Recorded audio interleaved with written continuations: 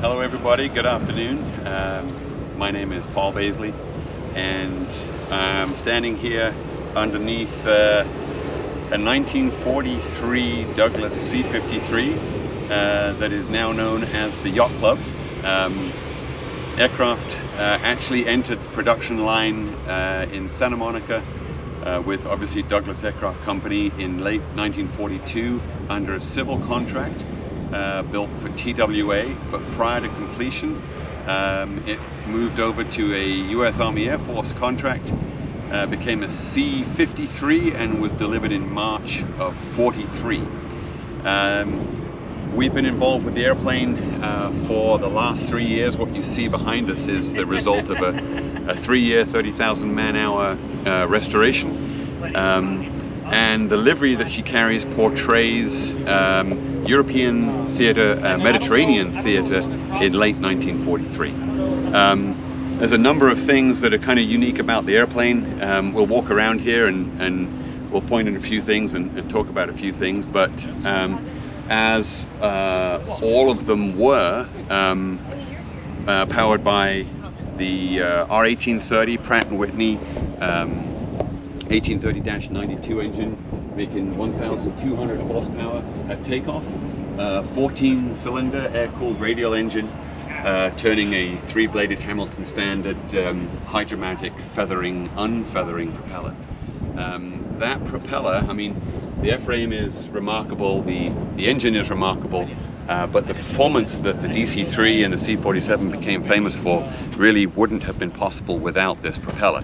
It often gets overlooked, but remarkable piece of engineering, remarkable piece of design. Constant speed propeller, which at the time was a very new concept, feathering and unfeathering.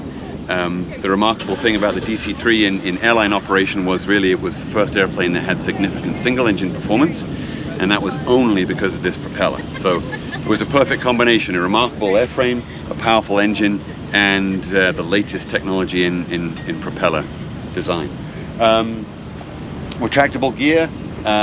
Most of you will already know that the gear partially retracts, no gear doors, and the gear, the wheel and the tire are visible in the retracted condition. Several remarkable stories of the aircraft actually landing and rolling out on retracted gear. When retracted, the gear actually sits on these rubber bumpers right over here, and the wheel rolls unobstructed, the brakes work. Obviously there are elements of the airframe, propeller, flaps that are damaged in such a landing, but kind of an amazing piece of design also. I'm not sure whether that was actually intended, but that's a feature. Through the center section here we have standard fuel tanks, total capacity of 800 gallons, which gives us about 1,000 miles. Carrying on over here, oil coolers underslung here in these cowlings. The cowlings are shaped to take advantage of the prop wash. We can run the engine on the ground from a maintenance perspective. In most situations we can run it on the ground without cowling, but not the oil cooler. The oil cooler won't cool without that cowling. This airplane today is fitted with the original long pipes. The DC-3A and B model had a steam heating system. Wasn't very successful, wasn't very effective, and apparently was very difficult to operate. But this is the exhaust system that was used to accommodate the boiler that produced that steam for the cabin heat. Jack Northrop's designed wing. For those of you familiar with the T6, you'll notice some similarities. When viewed from above, it's exactly the same plan form, and it's attached in exactly the same way. There's no internal bolting in this wing. There are 6 pressure points inside the wing, but the wing is drawn onto the center section here with these bolts, just under 400 each side. I didn't know that. Pretty proud of these landing lights. These are actually the original incandescent bulb landing light. I'm not sure that there are any other examples of this light flying we were lucky enough to inherit an inventory that contained the reflectors and the bulbs. And it took us a little while to find all the bits and pieces, but we retrofitted the original landing light, and that's really, really, really cool. Okay, large cantilever wing, 95 feet tip to tip, a 26-foot fabric covered aileron. There is no washout to this wing, just like the T6, so it's a constant angle of attack all the way through, which produces a relatively aggressive stall. The T6 is famous for that, and the DC-3 is as well. A deep stall in this airplane usually often chews up about 2,500 or 3,000 feet of altitude in recovery. The uniqueness of the DC-3 design, most of them, not all of them, but most of them have a single trim tab for the roll axis on the right aileron only. We're very careful to install all of our gust blocks post-flight. All of the surfaces are huge, lightweight surfaces, and wind gust or jet blast can deflect the surfaces and actually do damage. Standard configuration, two not exactly over wing exits, but exits on the right hand side. You can only open them from the inside.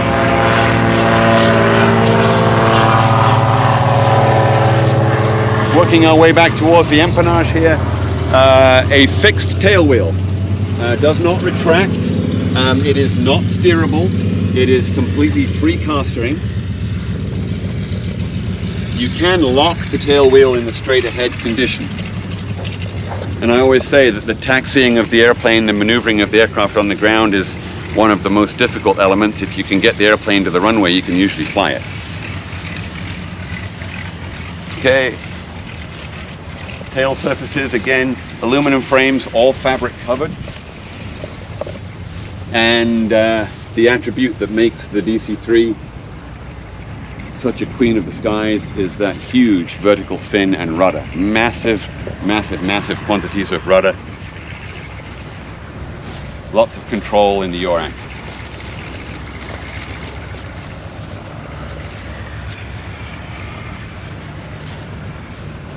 Working our way around to the left side here, we have the original tiny baggage door, almost useless. All bags were loaded from an airline perspective. Obviously, we're looking at a military C-53, but the design dates back to 1935, and it was only ever conceived as a civil aircraft, as an airliner. So we've got a bag pit back here, about 1,000 pounds of bags back here, all loaded through this tiny little door.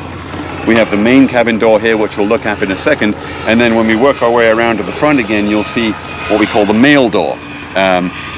Stems from the days when you couldn't make any money hauling passengers in aviation. You needed a mail contract. So there was a mail bin up there, and the mail was loaded separate from the passengers and the baggage, which was a requirement for the United States Post Office.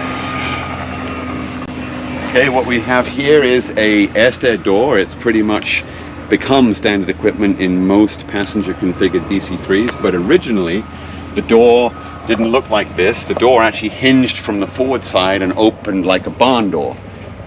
This little catch hole right here is what was used to keep the door back when it was open.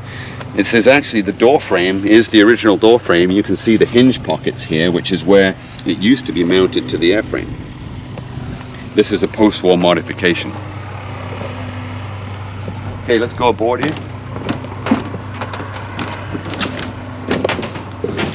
This is really where some of the, from my perspective, some of the coolest attributes of this particular airplane are. So the cabin configuration is a combination interior trying to illustrate all of the missions that this aircraft would have been involved with during the Second World War. You've got small cargo. Obviously we don't have a cargo door, so whatever was loaded into the airplane had to be carried through the door. You know, rations, equipment, ammunition, medical supplies, etc., etc. Obviously the C-53 was designed, or was intended to fulfill a liaison role, right? We don't have a cargo floor here. It wasn't originally intended as a jump ship, although many of them were converted to that. So this would have been a very common seating configuration, particularly for all the aircraft when they left the factory. Today we've modified the aircraft slightly with a lavatory, and you can just see back there the bag pit accessible through that door we discussed earlier. Moving forward up the cabin here. So many of the C-53s were employed as jump ships, and when they were employed as a jump ship, they would have been modified to take these paratrooper seats. They would have been down both sides with a static line. So this kind of pays homage to the this aircraft's configuration in Husky 1 and 2, where it did actually deploy jumpers on 3 different missions. And then of course we've got the litters here. In Northern Europe, right when she was based out of the United Kingdom, she was flying supplies into Europe after the second front opened, after the Normandy landings, and was documented on almost every trip. She was hauling wounded in the medevac role. Now that we're up here, guys, I want to show you this. This is really kind of the heart and soul of the airplane from my perspective today. During the restoration, right when we received the aircraft, it had a corporate, kind of nondescript corporate interior in it. It was configured for 26 seats with a white headliner, and we took all of that out because we were intending to inspect the airplane and accomplish kind of structural repair. But when we took it out, we found 16 names on the inside of the aircraft. There's an example right there. Paul Zeke of Hartford, Connecticut. It's not quite legible, but October of 1944. And there are many of them, guys, all over the inside of this airplane. That's cool. Now, there are 16 names, and we have a historian who is working with us, and he has been able to trace 9 of those families, and we have actually made contact with 4 of them. About 3 days before we left on the trip to Oshkosh here, we heard from the family of this gentleman right here, Paul Zeke, who they were absolutely thrilled to hear from us, and were able to supply photographs of Mr. Paul Zeke, who had ridden in the airplane in October of 44. We don't know much about where it was going or where he was going, but this is Paul, and he actually occupied this seat on the trip to Oshkosh. He rode with us again. Cool. Okay, come on up to the flight deck here.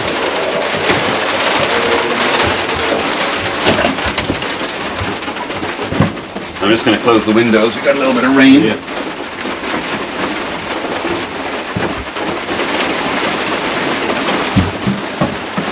So,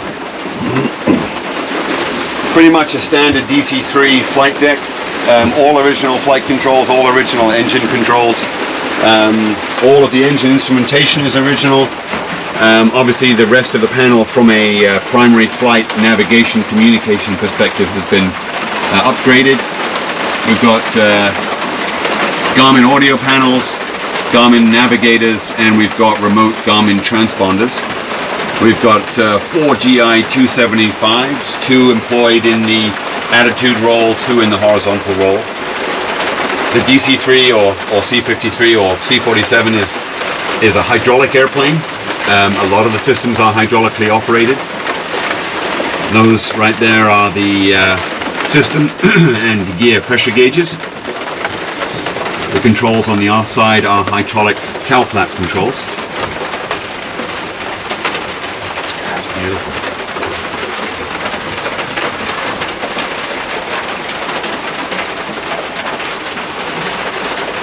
So to give you some numbers real quick, obviously we got a large multi-engine airplane here, so on any runway over about 3,600 feet, V1, V2 and VR are 84 knots. We're developing as an airplane about 2,400 horsepower at takeoff. The BMC speeds on a standard DC-3 are 77 knots, and we're stall at about 65. We cruise and flight plan at about 145 knots, so you know, it's many things, but fast is not one of them. However, as you've seen, it's a large airplane. We are configured for 12 seats. We can go about 1,000 miles. Yeah, it's still a very usable airplane. In the short haul operation, from a freight perspective, from a short haul operation, even as an 80-year-old airplane, based on its operational costs, it's still commercially viable 80 years later. So we have christened the airplane the Yacht Club. In the Mediterranean theater, as we discussed, this interior configuration, this livery, represents her late 1943 configuration when she was operational with the 62nd Troop Carrier Squadron based out of North Africa. The 67 Troop Carrier Squadron is still an active commissioned squadron with the US Air Force today. They still carry the same logo. They're still called the Yacht Club.